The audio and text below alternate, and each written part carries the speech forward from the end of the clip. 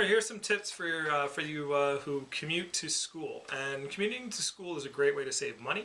You don't have to pay for room and board and at college. And however, you are going to have to prepare for some different challenges to deal with if you're going to commute to school. And this is whether you are commuting to a 4-year school or a 2-year school or a community school.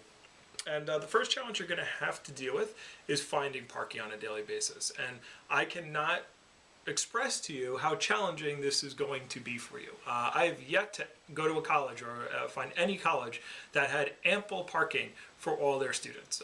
It just doesn't exist. And so a couple of things you're just going to have to accept when you're commuting is going to school early. All right, so give yourself ample time. All right, before you go to class. If class starts at 9:30, you want to get to the college campus at 9 o'clock and maybe even 8:45 to get to class on time. And maybe even earlier than that. So you're just going to have to get up earlier. The commuter parking lots at 4-year colleges are way far away. I know at Rutgers, the commuter lot was like behind the Rutgers Stadium, which was on a campus that was not even close to any. You would have to walk 7, 8, 9 miles to get to the closest class. Stony Brook University happens to be right by my house. I've been there many times. Same thing. They have this big commuter lot, South P lot, and there's no way you're walking. I mean, you could walk. Like they say, everything is in walking distance if you have enough time. But you literally have to take a bus from the commuter lot to where the classes are, because they're all the way on the other side of the campus. So the point being is, you're going to need extra time. You're going to need time to find a parking spot. You're going to have to need time to wait for the bus to come to pick you up. Sometimes they're right on time, sometimes they're not, and get to class. And then you have to get off the bus and walk to wherever your class is. So you're going to need extra time. So if you have an 8:10 class or 8 o'clock class, you're going to have to wake up at like 5:30, 6 o'clock in the morning on those days just to get you super duper prepared for this. So that's just how it goes. So now, in order for you to get to class on time, that's what time you're going to have to wake up, because you're going to have to get dressed. Even if you sleep in your clothes, right? You have traffic getting to school on time. Then you have to find a parking spot. Then you have to get on the bus and get to your classes. So just be prepared for that. So now some of you might be like, I ain't getting up that early. I'll just take I'll take a second period. I'll take 9:30 class. Well, great. If you're taking a 9:30 class, well, guess what happens when you get to school? And look for parking. Yeah, all the parking spots are taken up by the people who got there at 8 o'clock, who are taking the 8 o'clock class. So you have a similar problem, and you have to park even further away from the bus stop, and you have to spend more time finding parking in the first place. So a lot of extra, you're going to park in Guam. It's just kind of how it goes. So just be prepared for that. It's just a fact of life. Now, some schools have like metered parking that are certain spots in certain places at your school. Don't park there. Don't try to cut the corner. You might, if you can drive past there and find a spot, odds are it's not going to be open unless you're getting there really, really early, which I'm going to talk about in a minute. But odds are you're not. Don't try to skimp on the money, because the quarters or whatever you have to do to pay to be at that spot. If you park at a metered spot or a metered parking, be sure to pay an extra 50 cents or whatever it is to make sure that you don't get a parking ticket, because colleges love parking tickets. I'm going to talk about that in a little bit. And they check. They know. Colleges know that the parking people at college know when classes end. So they go like 5 minutes before class ends, and they try to catch anyone who so they can get some parking money from you. So they know. So just be careful as far as meter parking. You can, and they're usually closer, but it's kind of hard to find those spots. You got to be really lucky. You're better off playing the lotto, unless you go really super early, and don't mess with the parking tickets, which we'll talk about in a minute. So now here's the thing: if you're an early riser, great. You're gonna be great for college. If you wake up early naturally, or you're good with waking up early, and you like that in high school, you're going to be fine if you're commuting, because it actually is good, because you get up early. Now, what you'll also learn as a commuter is you want to block your classes on like you want to have like, it's better to have like 2 days or 3 days of full classes, and then to do like a couple of classes 4 days or 5 days a week. And so so that way when you go there in the morning, you want to try to block your class. You don't want to try to have a big block in between of nothing. Now, your schedules are schedules, and you have to kind of do your best, but you want to try to set it up so you can get there at 8 o'clock in the morning. Well, your class starts at 8 o'clock in the morning, so you can get there at 6:30, 7 o'clock, and then you can park, and you'll have that parking spot for the whole day. And because if you get there early enough, you can get some good parking, and that's really the key. So you get there early, you prepare, you get yourself, maybe you go to class early, or you sit in your car and you listen to the radio and you do some study. Maybe you take a half hour, maybe you make sure that you're at your school a half hour early so you can get parking, and then you sit in your car and you study for a half hour to 45 minutes every morning before you go to class. So you're up anyway.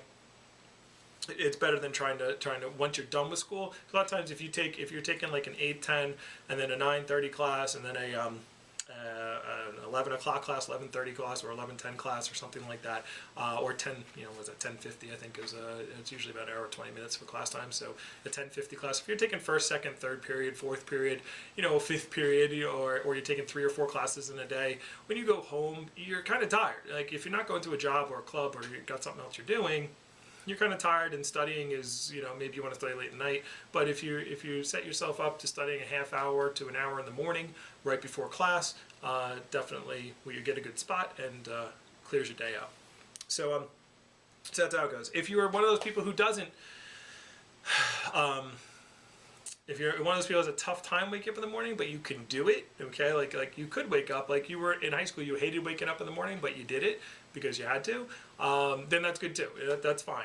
Then you'll develop a habit. Don't let your sleeping patterns determine your school schedule. Don't pick your major based upon your sleeping patterns. I hate waking up in the morning, and all economics classes are early mornings, so I'm not taking economics. That's not a good way to pick your major. So point being is just learn how to get up, because guess what? It's going to be a good practice, because if you become a teacher, or you're working in business, or you're working, most places, if you're working 9 to 5 and you got to get up in the morning, you're going to have to sit through traffic wherever you're going, wherever you're living. So it's a good way to start getting used to waking up in the morning, because I heard most jobs you have to wake up at 6, 7 o'clock in the morning anyway, so you might as well start getting the hang of it while you're in college. If you are one of those types of people who cannot wake up, like you just know that waking up in the morning is not what you can do. I have a friend, Andrew. Andrew falls asleep. Andrew missed a flight to Hollywood on a free vacation. He had a free vacation to Hollywood. His flight was at 8 o'clock. He could not get himself up. He missed the flight because he can't wake up. I've seen Andrew fall asleep in a shower with the shower on through a opaque glass door, obviously, because I wasn't in the shower. I couldn't see him visually, but he's fallen asleep in the shower before in the morning, like literally like snoring while water is going over his head. So if that is you, and you can't wake up in the morning, like that's just so hard, do not take early classes if you commute. You will hate college, you will hate what you're doing, and you will probably fail out. You should get a night job and take night classes. Okay, but I mean, not a night job while you're taking night classes, but when you get out of college, find something that allows you to work at home or work on your own timetable, or a night job. But yeah, if you can't wake up, don't take morning classes, because it'll just be a fight every single day, and you'll end up not going to class more than class, just because you have to wake up so early, and you'll hate looking for a place to park, and you'll hate all that other stuff. All right, so some other tips for commuters, some cool stuff that'll help. Dress appropriately before you leave for school. When I say appropriately, I mean dress comfortably. Now you don't have to look like a schlub, but ladies, you don't need super high heels to go to college. Class. Especially if you're commuting, you're talking about you're already going to do a lot of walking. So wear comfy shoes. Wear comfortable shoes. Check the weather before you leave. All right, so check the forecast. Most people on their phones now, it gives you the forecast for the day, so you can just kind of look at your phone. But check the forecast for the entire day, because it might be freezing in the morning when you wake up, but it might be hot, or really hot, 1 or 2 o'clock in the afternoon when you're at class or in between classes, and now you're walking around with this big frumpy coat, walking around. You don't want to take the bus and go back to your car just to drop your coat off. Or vice versa.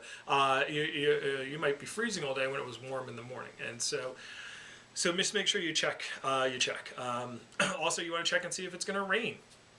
that day. Here's a real simple tip, so you don't have to check if you don't like checking for weather. Take an umbrella and stick it in your trunk of your car. Just have an umbrella in your trunk of your car at all times, just in case it rains throughout the day or it's going to rain and you just have the umbrella there. If you're one of they're like for my boys out there, get one of those big giant golf umbrellas, right, and stick that in the trunk of your car and just have a big umbrella, because if it's raining, you might want to help a young lady out and make sure she can stay dry, and you can strike up a conversation as you walk. So nice way to meet someone. So some other tips here: bring snacks, bring something to eat with you to school. Campus food is much more expensive than buying things at like the supermarket, especially drinks. Just getting a bottle of water or or a soda or something every day, becomes very expensive. Just getting snacks, or you go and you're like, oh man, I'm hungry in between class. It's $1, it's $2 for a candy bar at a school, where you can get a pack of them, for something like that. When you're at the supermarket, same thing with water. They charge you a lot of water. You can get a case of water and just bring some water with you, or just get a Brita filter and fill up some water before you go to school every morning. That's something you could do. Also, keeping extra clothes in your car. Good thing. Get a duffel bag, keep it in your car. You never know when you might spill something on yourself. You never know when you're gonna tear something. You tear your pants. You get a run in your stockings if you're a lady. Anything like that. You want to have an extra pair of clothes in your car. You will the one time your pants split or you spill something on yourself, you'll thank me for making this video for you. So just take some clothes, put it in your trunk of your car. You just have some clothes that you have. You might want to even make them like workout clothes, because a lot of times if you're commuting, you might have friends that are at campus who want to go to the gym afterwards, or especially in the springtime, a lot of students like to play frisbee or play football or hang out outside, and you don't want to have to go all the way home to change, to work out or to play something. So you just go to your car and you get your stuff and you're right there. So another tip as far as being a commuter is to make sure that you like your school's Facebook page and their Twitter page, and if they have little clubs and things inside there, like the social activities, campus career services, campus services, or all that kind of stuff. Like all that stuff, right? So that way you get updates.